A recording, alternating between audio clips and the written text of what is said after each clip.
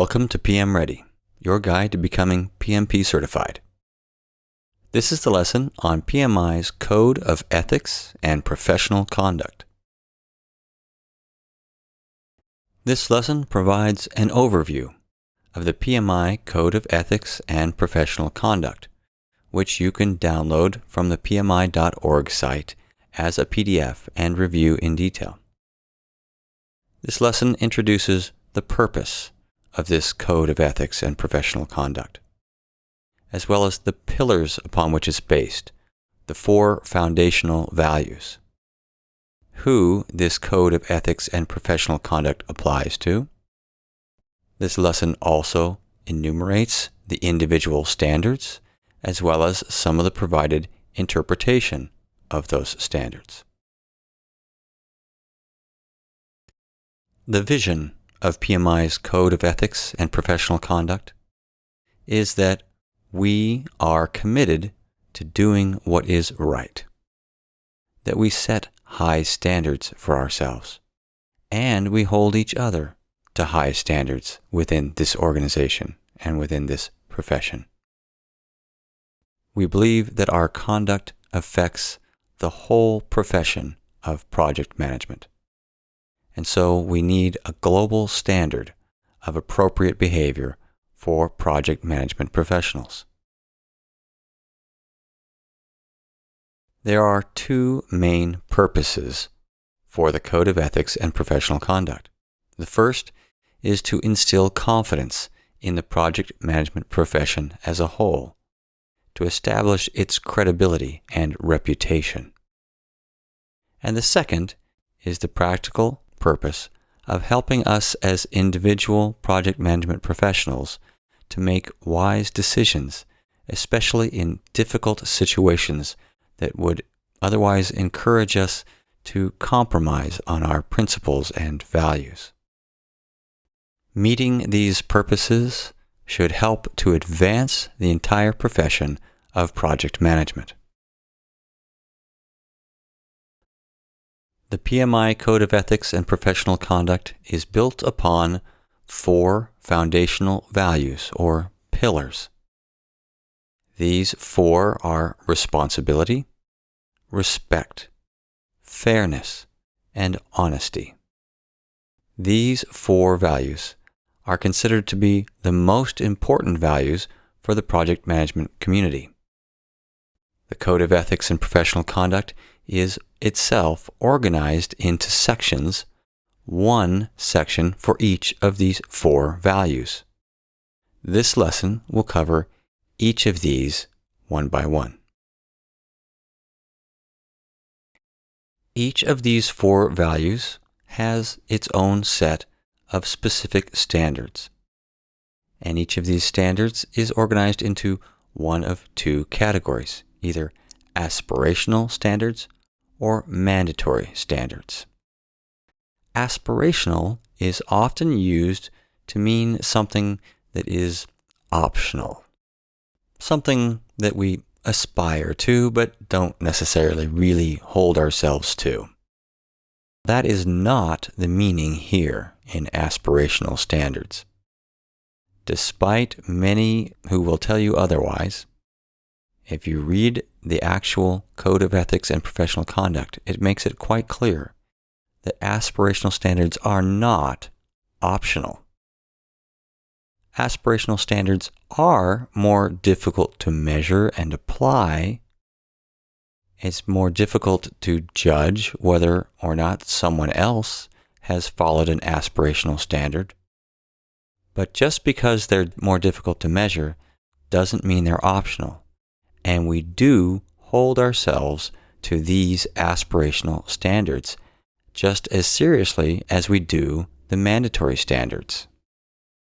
The mandatory standards are firm requirements that are easily measured, especially compared to aspirational standards.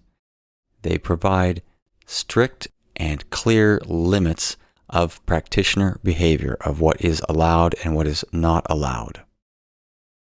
We also hold ourselves to these mandatory standards, just as we hold ourselves to aspirational standards. However, we also hold other fellow practitioners of project management to these mandatory standards. And when it comes to mandatory standards, practitioners are subject to disciplinary action by PMI's Ethics Review Committee if you don't follow these mandatory standards.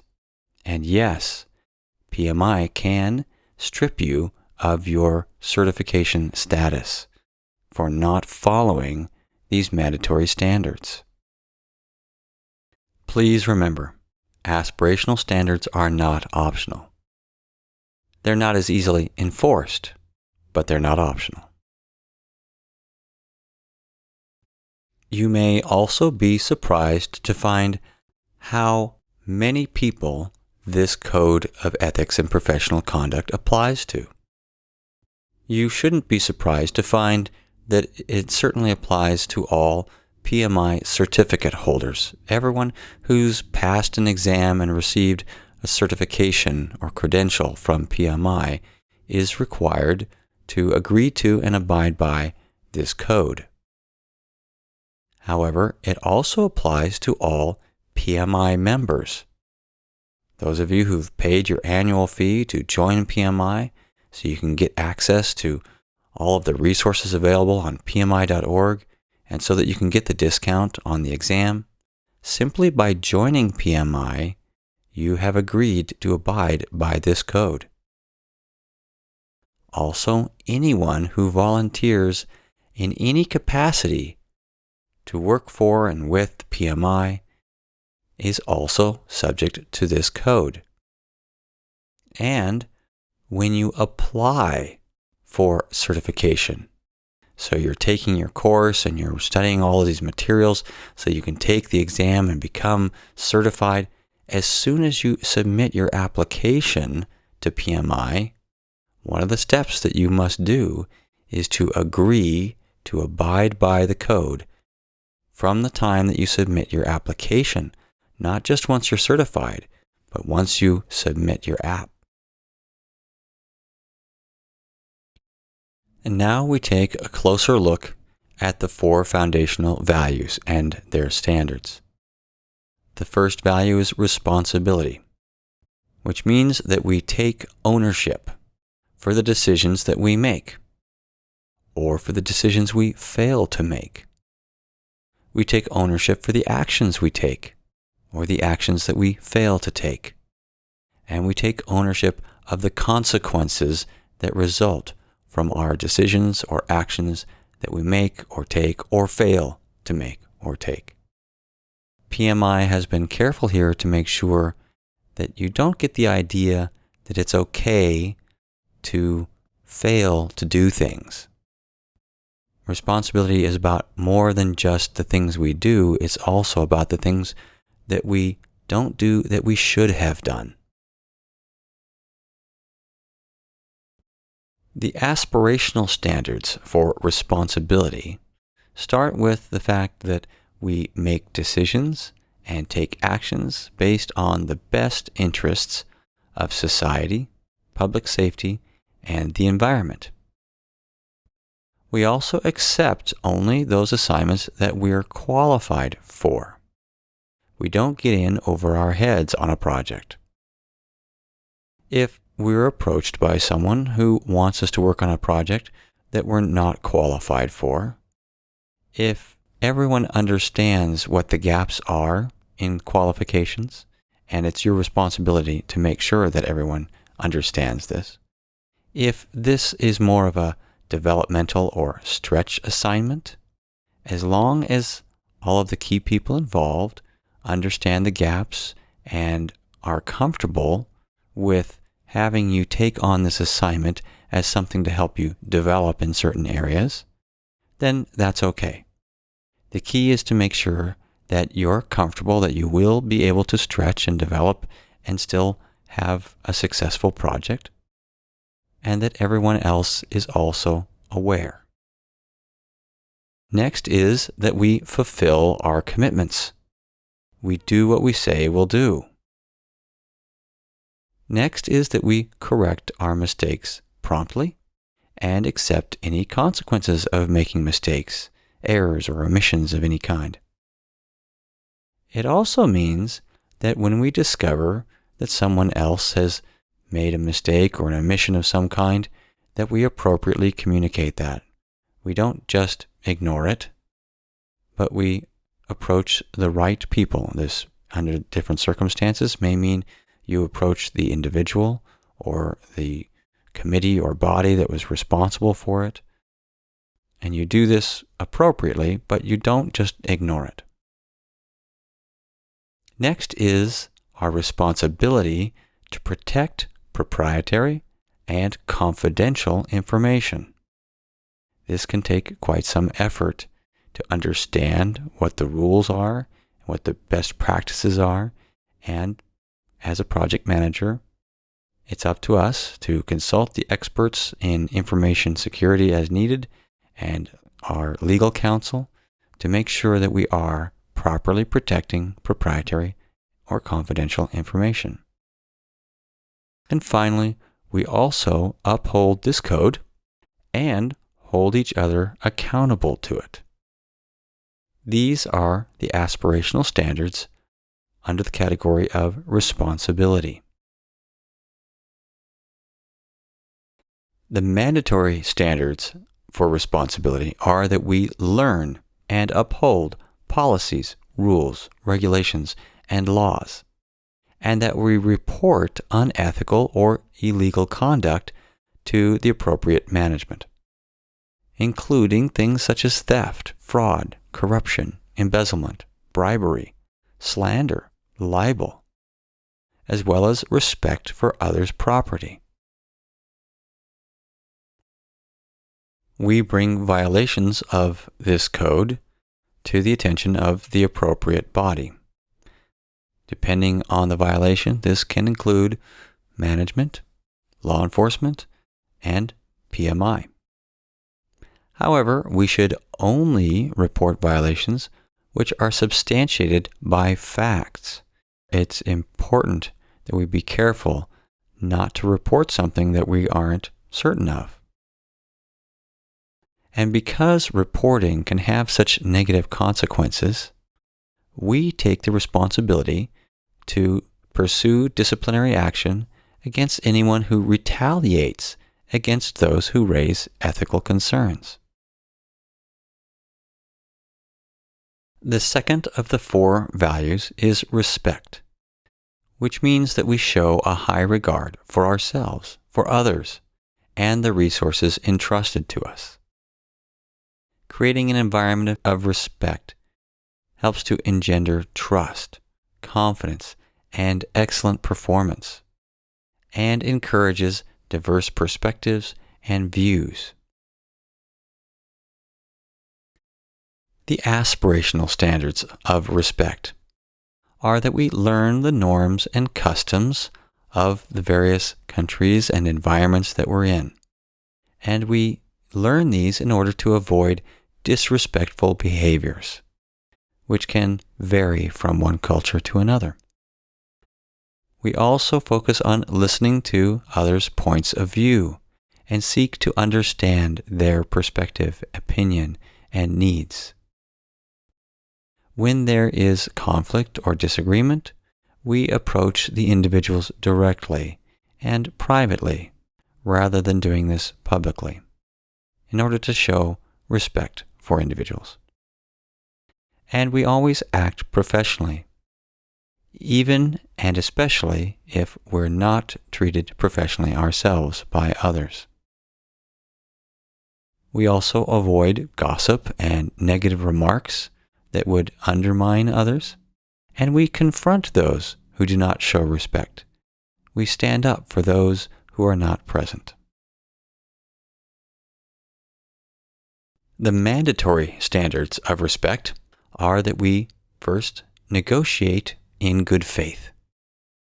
Second, that we do not try to influence other people so that we can benefit personally at their expense. Third, we do not act in an abusive way towards others. And fourth, we respect the property rights of others. The third value is fairness, which means that we make decisions and act impartially and objectively, that we behave in a way that is free from competing self-interest, prejudice, and favoritism. The aspirational standards of fairness are that we have transparency in all of our decision-making processes, that we're constantly re-examining our own impartiality and objectivity, which means we need to be watching for conflicts of interest. Conflicts of interest are a difficult subject, and to be safe, you should treat any apparent conflict of interest as an actual conflict of interest and manage it in the same way. Other standards are that we should provide equal access to information to those who are authorized to have this information, and equal opportunities to qualified candidates. Some of the implications of this are that you should be providing equal opportunities not only to job candidates, but also to those who are bidding on work for your project, which is why it's so important that your information and your bidder conferences and all of the process steps that you follow in procurement provide equal access to the information about the opportunity. The mandatory standards for fairness, specifically regarding conflicts of interest, are that we disclose real or potential conflicts of interest, that we refrain from participating in decision-making or from influencing any decisions until we have made full disclosure, we've put in place and implemented an approved mitigation plan to deal with this real or potential conflict of interest, and that we have consent of the stakeholders. Notice also that as a mandatory standard, any appearance of a conflict of interest needs to be treated the same as an actual conflict of interest. To clarify, a conflict of interest is when you're in a position that you could influence a decision or an outcome, and you're also in a situation of some competing loyalties. Other mandatory standards for fairness are that we don't hire, fire, reward, punish, award, or deny anything based on personal considerations such as favoritism, nepotism, or bribery.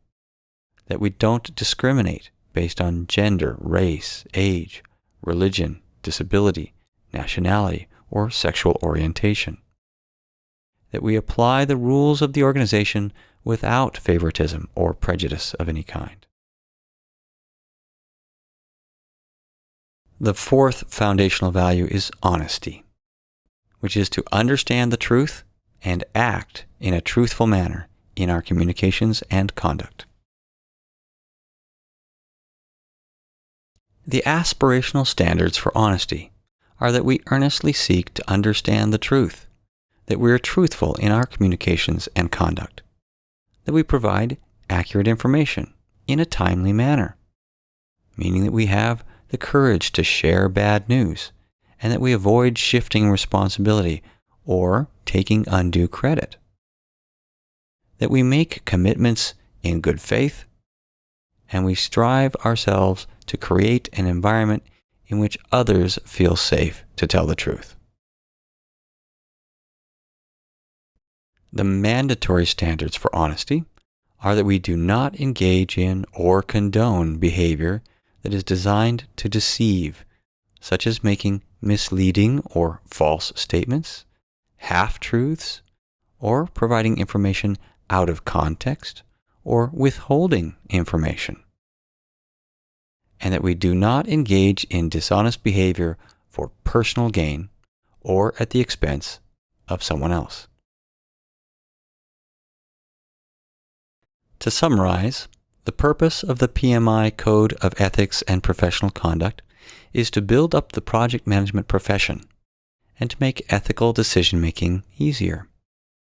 It's built upon 4 pillars or foundational values of responsibility, respect, fairness, and honesty. Remember that aspirational is not optional. It's just something that requires more judgment, and that we hold not only ourselves but each other accountable to the mandatory standards. For more information, you can refer to the PMBOK guide on page 3, but most especially to the PMI Code of Ethics and Professional Conduct, which I highly recommend you read and understand.